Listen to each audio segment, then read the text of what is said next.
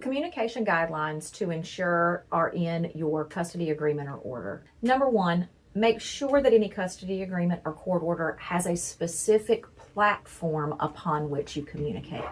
By that I mean an application that you can either pay for or that's free that both parties use that centrally houses all communication between the parties. That way you're not having to go back between text message and email and social media message and Facebook Messenger. All of your messages about your child can be in one place. And that's an actually really great thing to use if you need to get back into court and use those messages as evidence.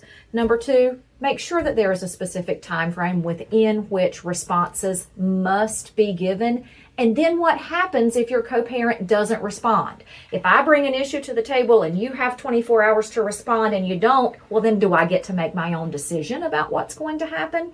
If your order doesn't say that, it should and it needs to. You also want to have a mechanism put in place for how a decision gets made.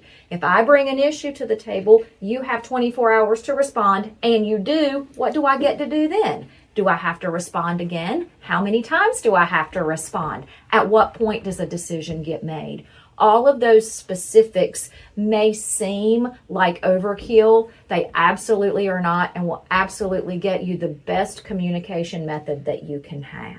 You also have to include provisions about how you're going to talk to each other, that you're going to be polite, you're going to be cordial, you're not going to use curse words, you're not going to call each other names, and you're not going to do that because if you have to use the messages, you want to be able to use them. You don't want to be calling the other person bad names and then not be able to use that evidence. So having those parameters and those guidelines in place will make sure that you can not only get the most out of your communication, but also so that you can use those communications if you have to. And then finally, I always like to add sort of a backup plan. If we do all of these things and we still can't agree, who makes decisions? Rely upon a professional. That's always a good backup to your backup plan to make sure that the best decisions get made for your kids in the best way possible.